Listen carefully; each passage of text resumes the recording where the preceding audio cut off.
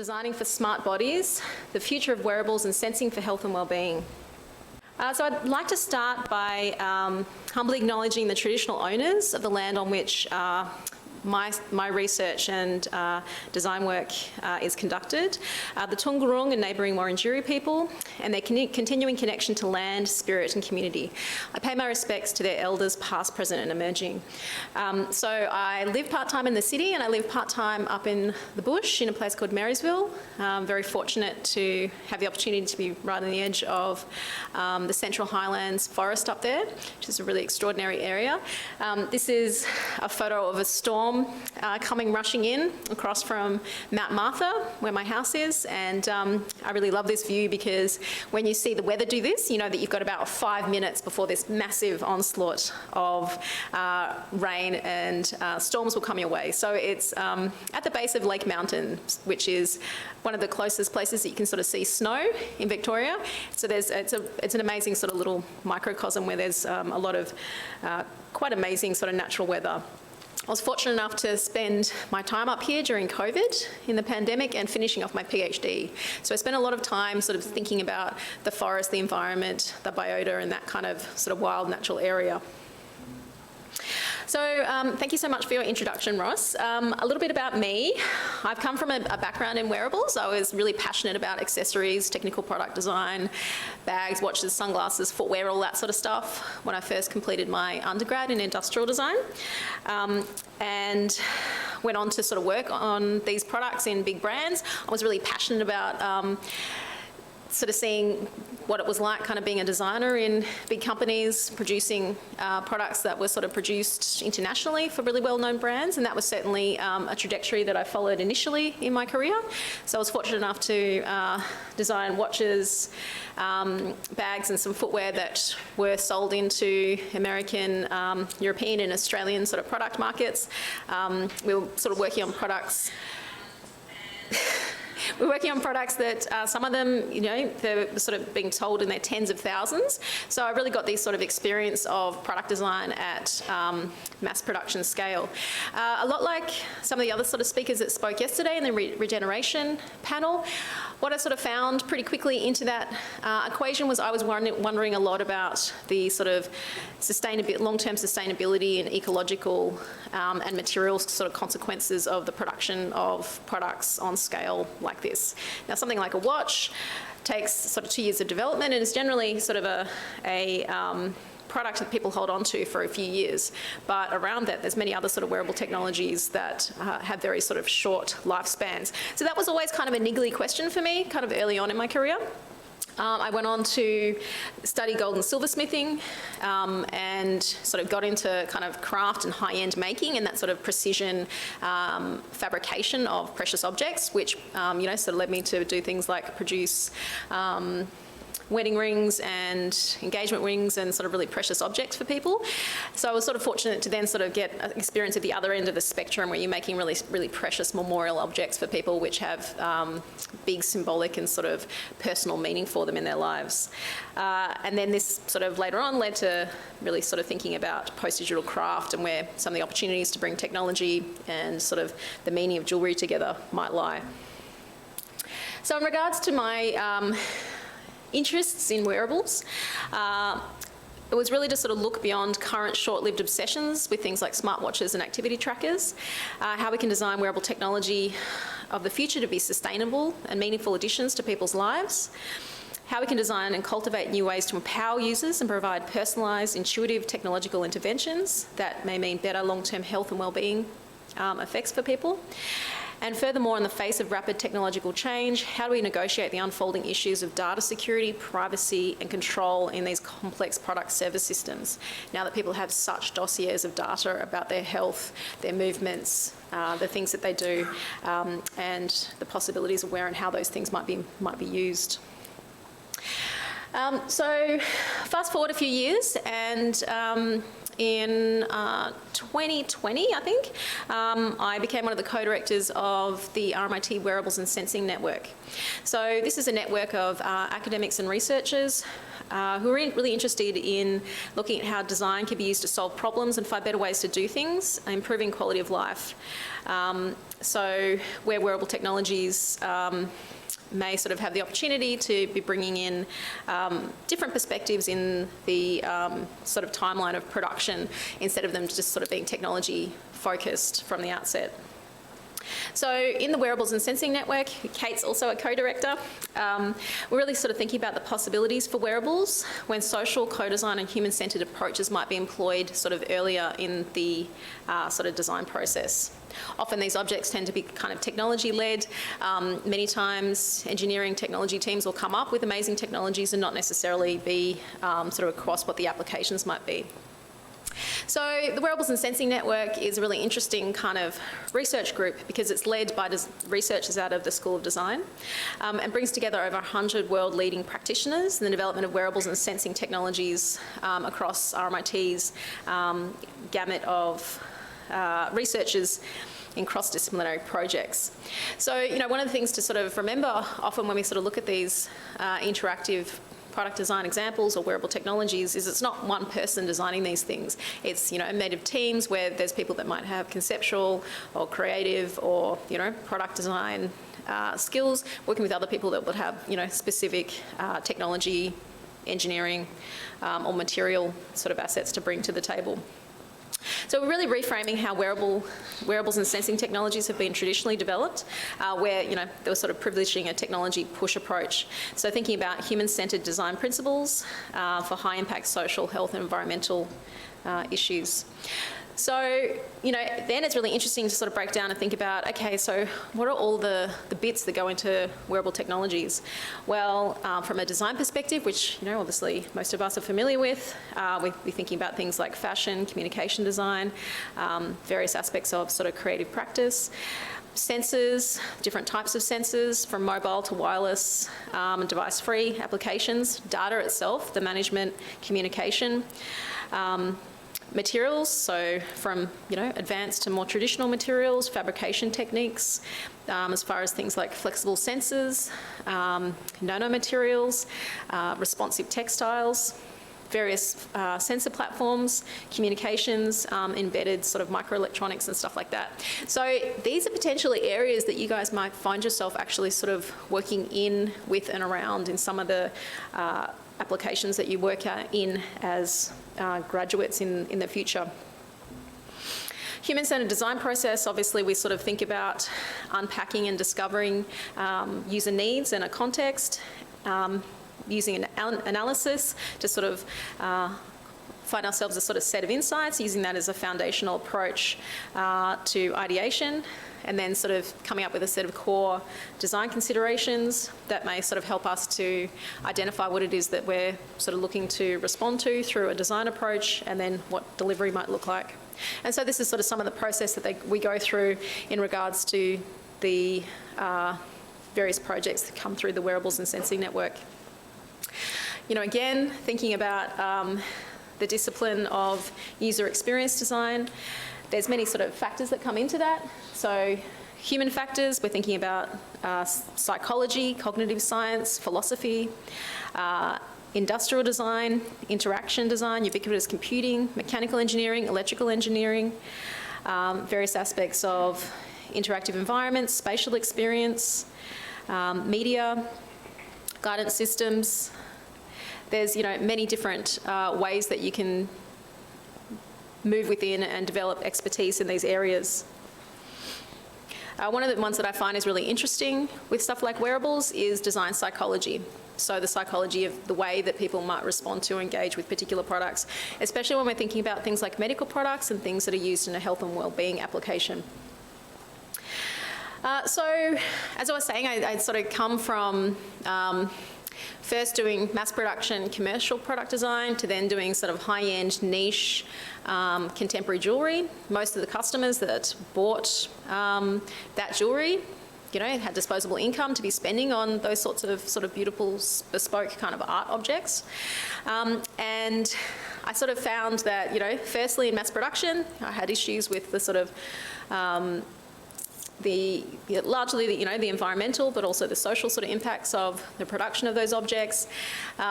Making high-end jewellery, then you're like, well, is this the best use of my time if only a very small proportion of clientele can actually kind of afford it? Are there sort of more kind of important things to be focusing on and working on? And so, when I started a PhD, that led me to sort of start to ask these questions and collaborate with other creative practitioners that were also sort of questioning some of these questions. And so that led to some speculative projects that I worked on in the PhD. One of them was this project called the Pixel Locket, which was a collaboration with Chuang Ku, who's a wonderful interaction designer that was actually in the MDiT program. And so you can see some of the prototyping of this project, but the sort of fundamental kind of base idea was that was around the idea of taking the concept or metaphor of a locket and then sort of reframing that as a digital device. So the idea was a digital locket that could extract a single image from a user's Instagram account, and the visual data would be deconstructed into individual pixels of colour, the temperature and speed of which are impacted by the engagement of the wearer as the pendant takes a day to cycle through each through each pixel of an image. And so you can sort of see the initial electronic prototype of the device, how it actually sort of breaks down and transmutes an image, and then we sort of have this beautiful mesmerising sort of breathing colour over the course of a day. So it was sort of really questioning the idea of the consumption of images, the consumption of memories through something like Instagram, and the fact that, we'd troll through and absorb all of this information so incredibly quickly, and how you could actually sort of slow down and temporarily sit with these things in new ways. Another project that came out of the PhD was the cat pin, which was conversation as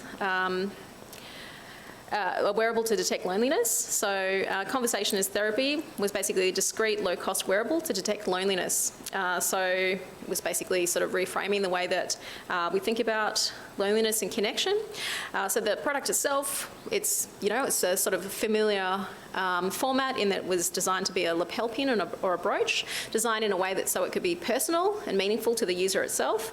And basically it would detect the presence or absence of conversation, and then sort of basically ambiently reach out on behalf of a person that might be sort of living alone or at risk of loneliness, and get a caregiver or a family member to sort of reach out and engage with them. So it's a product service system. So the service itself is obviously the technology being able to sort of ambiently reach out and connect on someone's behalf. And then, the product itself is a beautiful memento that's meaningful to someone. Another project that came out of that time was Drone Chi. So again, multidisciplinary teams. So I worked with designers, worked with interaction designers. I worked with a HCI designer on this project, a wonderful academic called Joseph Ladelfa. So Joe had a proof of concept. He basically had a drone that he could do Tai Chi with, but when we sort of first started chatting about the project, he basically sort of had a drone and then some cardboard hand pads to control it. And he said, how do we turn this into an enchanting, enduring experience? And I went, okay, well, let's sit down and think about the sort of the principles of jewellery and object design here. Now, the lotus flower is a symbol which is synonymous with Tai Chi, and so we went, okay, well, what if we sort of think about the true meaning and metaphors embedded in that idea and start to kind of unpack those and see where it might be able to kind of translate into the design of the drone and the hand pads, which were basically these paddles that had mocap markers that the drone could see and respond to. And so out of that, we basically sort of came up with this beautiful wearable system which allowed people to sort of completely suspend their disbelief when they're engaging with the drone. And so it was basically a Tai Chi-inspired human drone experience, interaction experience for somesthetic and bodily awareness. So allowing people to cultivate bodily and sensory appreciation through HCI to improve their quality of life. And so this project ended up being a really interesting one in that we entered into a series of conversations about how something like this could be used for therapeutics for people that might have had a stroke and they're trying to kind of get their movement back. How it might also be used for diagnostics when people might have early onset dementia or other kinds of conditions.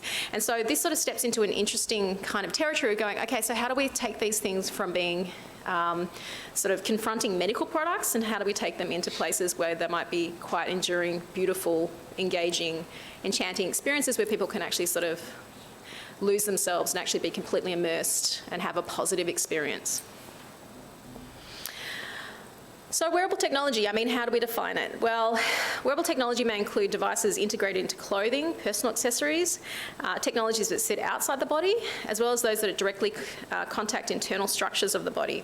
And certainly if you've been sort of keeping an eye on the news, you might have seen that Elon Musk's sort of brain implant, Neuralink has kind of gone into, I think, one of the first patients. So, brave new world, how do we sort of feel about these kinds of things going forward? I would say I'm definitely a hard no on that one. I'm going to stay analogue. And wearable technology is a field that explores the human body as a site of interaction and expression, where ubiquitous computing is becoming distributed across bodies and technological ecosystems. So it's really interesting, and certainly within the context of something like the MDiP program over the last 10 years, to see how rapidly, and you'll certainly see this in the sort of following presentations, how rapidly we've gone from big batteries, big external sort of wearables, and you sort of think about something like the Walkman being, one of the first wearables. If anybody's seen a Walkman with a cassette player, and that was mobile music, and then it translated to wearing a CD player, which, was also not that wearable, but, people go running with a CD player on their arm, and, how quickly that's miniaturised to having a phone in your pocket or having an iPod Nano and a pair of wireless earphones. So, the miniaturisation rate's been quite extraordinary. In that, also the ability to be able to produce electronic prototypes of all sorts of technologies and do it, in a university context is really quite extraordinary. So, what is the future of this stuff? We think about the skin, the body, and, in essence, it's an external covering. And in the sort of ever-increasing advancement of low-cost, low-power, miniaturised electronic components, coupled with the co-emergence of the digital material and human, this is all changing the way in which we interact with objects and environments around us. How many people sleep with their phone next to them?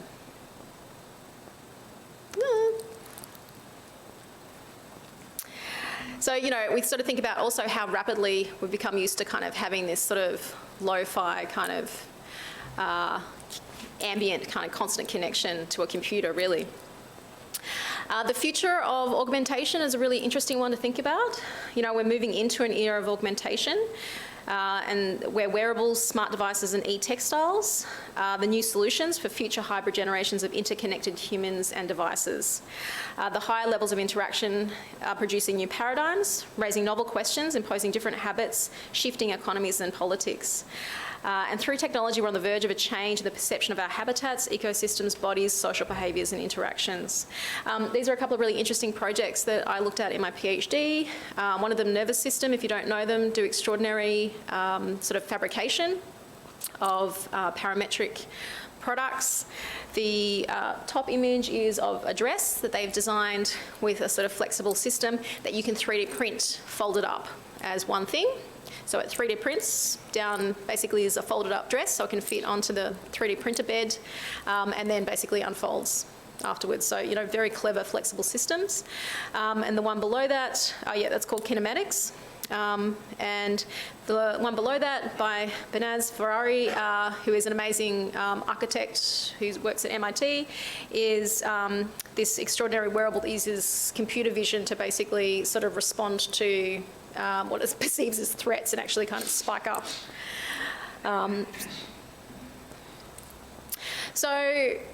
Thinking about these sort of collective futures, the idea of sort of smart augmented surfaces, I was really interested in the idea of augmented reality and augmented objects.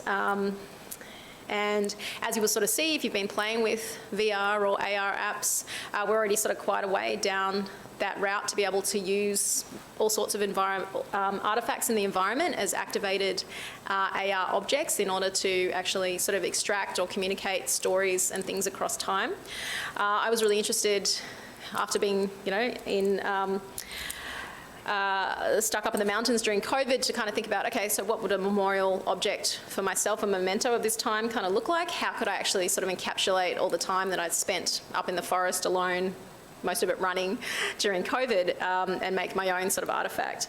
And so I used a combination of sort of data about specific special places. So there's a series of extraordinary kind of waterfalls and sort of natural places up there in the mountains, as well as topographical information, and then actual data from Strava from all my running that was sort of plugged into a grasshopper grasshopper definition to help build this artifact, which was a cuff that basically sort of had modulation of all of my running data.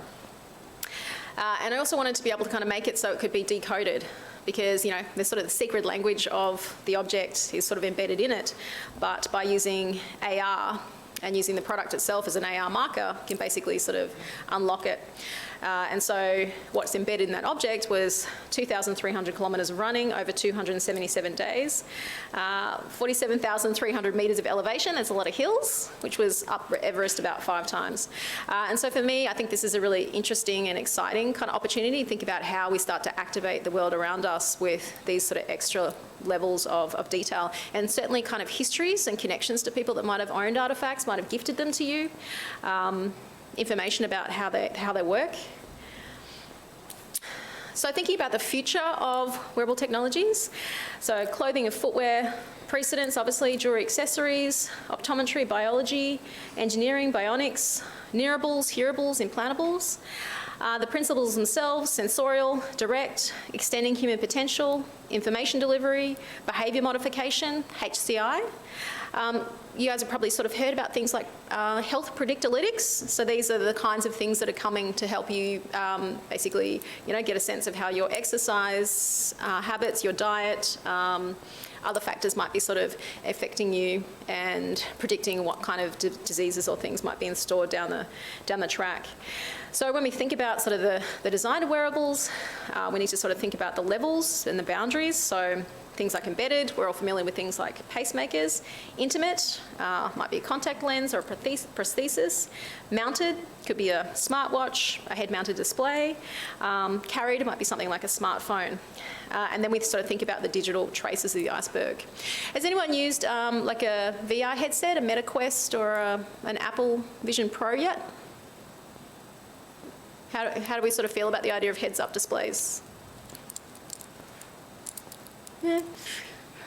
Well, yeah, so this is an interesting question, right? Are we all going to kind of jump into this? I had a go of one of the new Apple headsets a couple of weeks ago, and the VR experience was extraordinary. But the headset itself was kind of heavy and it was hot, and I felt a little bit like my brain was getting fried.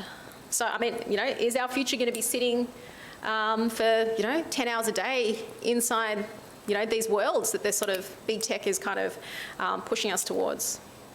So we need to think about the context and the constraints and the human factors. So, the design proposition, who is it for? How is the user going to engage with it? When do they use it? Why do they use it? What is the outcome? And how do the ethical, privacy, and environmental parameters of design projects be addressed? We need to think about wearable technology as interconnected systems. So yes, we have a wearable device. Then there might be a smartphone or a custom user application if anybody's using, an Apple Watch or a Garmin. Where and how that data is sort of communicated, so often cloud servers, and then stakeholders and data consumption, and also the invisible kind of side of this. So, all of this data, all of this energy provided to, required to sort of store information. So we need to think about things like, obviously, connectivity, asynchrony, sustainability, limited resources, convenience and ergonomics, service focuses. You probably heard this before, but it's actually, there's more precious metals. It's more feasible to be basically mining landfill for precious metals now than it is to be for sort of going out and doing raw mining. So, you know, where is all of the resources going to come from to help fulfill all of these kind of tiny miniature devices that fit into the IoT future? So for me, I was really passionate about this idea of the post-digital, and so how the creative technologist, the designer and the craftsperson may sort of fit into this kind of future paradigm. So how we might think about the social, technological, spiritual and cultural kind of dimensions of wearables, harking back to, you know, our history with things like cognitive artifacts and jewellery. Design principles, control and response through natural inputs and outputs, replicating common interactive patterns. So how do we sort of actually make things meaningful to people? Again, let's come back to thinking about disability, thinking about medical products and artifacts, how to make things not be stressful, subtle nudges, adjusting for sort of personalisation, ambient experiences, allowing semi-independent decision making, augmenting existing functionality, letting data inform but not drive design, keeping data private and secure, and standardising interfaces. If we think about this sort of holistically, the physical, material, biological, spiritual, psychological and cultural dimensions of wearable technology design should be taken into account when we think about macro and micro contexts. This was a conceptual framework that I sort of worked on in my PhD, but was sort of going, all right, so, you know, there's a spectrum. So if we think about assistive devices at one end, which might be highly functional and computational, how do we sort of move through social signifiers, augmentation, into, you know, sort of more poetic, important social kind of situations for people. So where things like identity, you know, amulets, mnemonic devices, heirlooms, reflective and communicative objects might kind of sit for people, and how would that sort of reframe our perception of value over time. And then, you know, the layers of wearable technology. So there's a psychological layer, so the mental and spiritual kind of layer of what it's sort of doing and how it's interacting on behalf of someone. The digital layer, so, you know, where the technological kind of stuff is happening. And the material physical layer where, you know, the sort of regular person might be engaging with that product, and how the functional, emotional, somesthetic, aesthetic and symbolic kind of dimensions of that play out. So I think there's a set of core design considerations that we need to think about with these kinds of products. And so, you know, obviously top level aesthetic, form, fit, proportion, personalisation, the psychological dimensions from emotional through to sense of self, identity, you know, where a legacy object might sit. Symbolic, so how we think about safety, protection, motivation, empowerment and support. You know, and it's interesting, think about this, because, you know, they're saying, you know, the average age this generation is going to live to is around 107. So if you're going to live to 107, like, middle age is your early 50s. So, you know, it's really starting to reframe the perception of life. So, you know, in order to have a healthy, vibrant, long-term life, how do we sort of, you know, think about these technologies that might be assisting us in the future? So, you know, those technologies also need to be sustainable. So where physical materiality, modularity, upgradability, hybrid materiality might kind of fit into that equation. And then also, how does that technology you know, how can the technology be modular and upgradable? So, you know, how do we think about IoT, interfaces, privacy, ethics, etc. And then, you know, breaking that into archetypes. So, cognitive wearables, so function-driven, social, connection-driven, and evocative, which might be sort of emotion-driven. When we sort of think about the things that we need to take into account, designing these kinds of objects, design for glanceability and cognitive load, design for context, lightweight interactions, keeping it simple, clear, minimal sort of interfaces, minimising interruptions, opting for more privacy, leveraging non-visual user interfaces, so how we can start to think about mixed modality feedback loops, interaction with other devices, design for offline usage, and checking what's realistically viable. This is a beautiful example of a wearable that traces and communicates a dancer's movements. Future of materiality, so talking a little bit to what Malta was talking about yesterday, things like 4D printing and self-assembly structures, so smart materials that are maybe responding to things like heat, air, humidity, sound waves in order to assemble or disassemble. Growing our wearables, so highly personalised objects that may, come from biodesign methods and self-assembly that can be regenerative. So that, there's examples of shoes where you can grow a shoe and then based on your individual sort of gait and wear patterns, it will actually sort of reinforce particular areas so it lasts longer. Speculating about sort of futures where wearables might be able to go beyond and generate energy, form sucrose, fuel us, all these sorts of things. So I'll just leave you with one last example, and this is from a fabulous honours student, Aaron Nugent, from a few years ago, and this is just a really lovely example of a project that did really well. Aaron designed a modular AFO, which was an ankle-foot orthoses, which was a highly personalised project that was targeted at young and growing individuals with HSP, which is called hereditary spastic paraplegia, which is a condition that affects the sort of lower leg.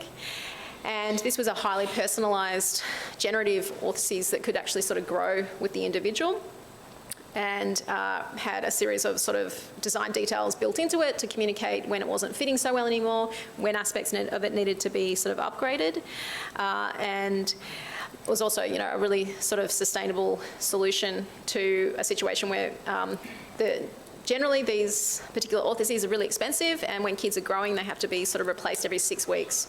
So he sort of came up with this fantastic system where it could be updated in sort of segments and kind of used for much longer. Aaron ended up winning the Gotcha Design Awards, the Victorian and Tasmanian Design Graduate of the Year Awards, the James Dyson Award, the Good Design Awards, and I think the Premier's Design Award with this project. So a really extraordinary example of, what you can do when you're at uni, making the most of your opportunities and materials and things that are here. So some nice sort of opportunities to think about if you're interested in the wearable space. Thank you very much for your time today.